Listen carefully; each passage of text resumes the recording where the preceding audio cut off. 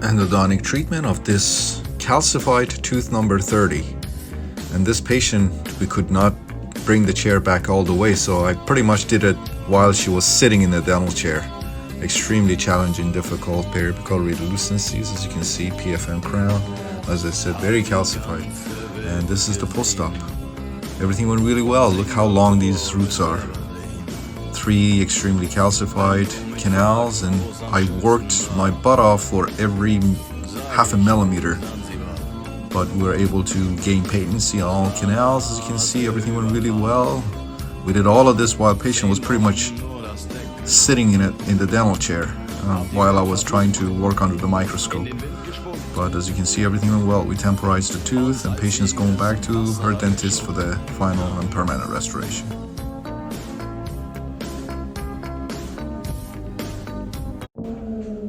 Endodontic retreatment of tooth number 3. This root canal was done in Russia. And take a look here. I'm not sure if you can call it a root canal. So missed MB1, MB2 here, missed distal buccal, and palatal. You can see how it was obturated. Forget about instrumentation and irrigation. So today went ahead and started and completed the endodontic retreatment in 1 appointment. And as soon as the patient tells me the root canal was done in Russia, I know that this material is very likely what we call Russian red. It's a paste that gets injected into the canals and then it sets like concrete. So it was extremely difficult to remove that material, but I was able to do it, as I said, in 1 appointment. Located the missed MB1, MB2, distal buccal, and you can see we addressed all the problems of the tooth. Endodontic treatment of tooth number 13 in 1 appointment. Porcelain crown, and you can see a periapical radiolucency associated with the tooth. There is a lateral component to this lucency, as you can see. So in these cases, I, of course, as always, irrigate the heck out of the tooth, the canal, because I want to see if I can get a lateral here right into the lesion. And here's the post-op, and take a look. I got what I was hoping for. That beautiful lateral right into the lesion, and you can see the bifurcation of the canal in the apical few millimeters. You can see one line there, another one here. That beautiful lateral there.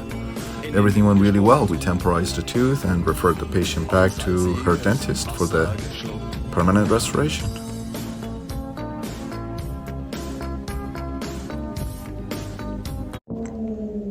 This patient was referred to me in 2017 for endodontic retreatment of tooth number 3.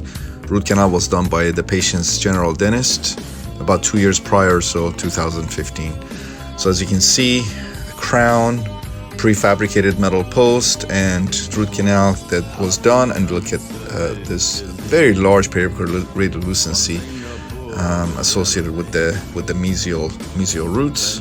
And this is post-op, immediately post-op after we redid the root canal. So you can see there was a missed MB2 that we found, completely separate missed MB2. We went through the PFM crown, of course, removed the post and everything else. And here's the date. You can see that huge periapical radiolucency here. This is today, and 5 years post-op of tooth number 3. Take a look. That huge periapical radiolucency is completely healed. And here's the date. This patient was referred to me in 2018 for endodontic treatment of tooth number 30. You can see periapical radiolucency here and here. Here's the date.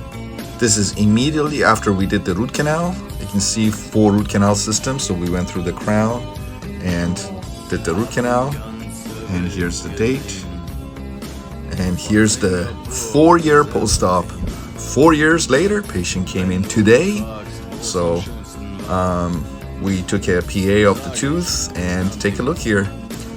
Tooth is functional, disease-free, patient has no symptoms. 4 years post-op of tooth number 30. Periapical radiolucencies have completely healed. And here's the date. 4 years post-op of tooth number 30. Excellent.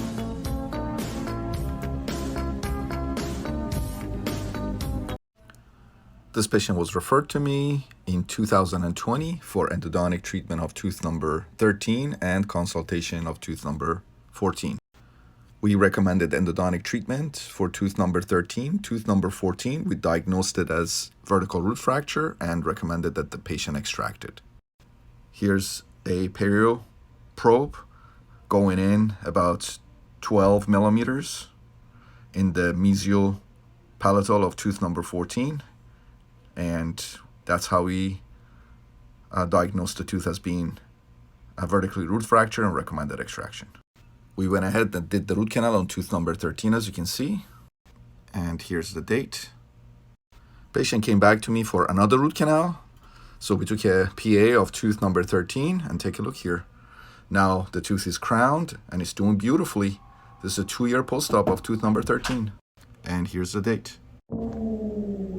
This patient was referred to me for endodontic treatment of tooth number 19. So take a look here. Look at that large periapical lucency here.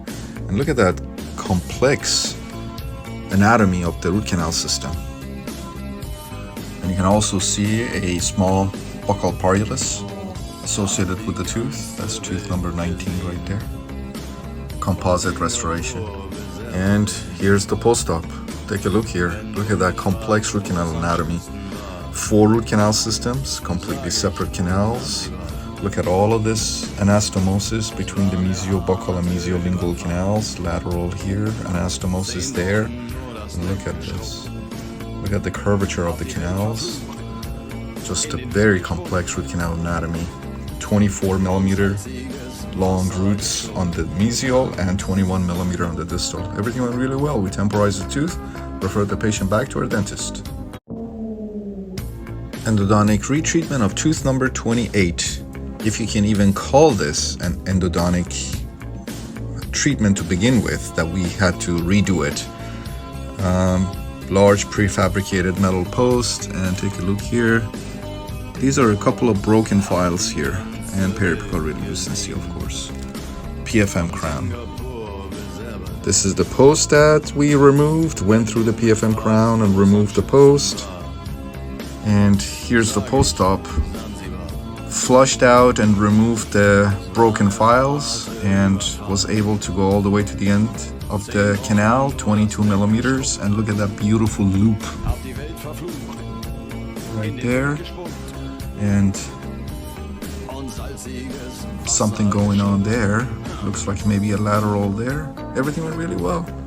So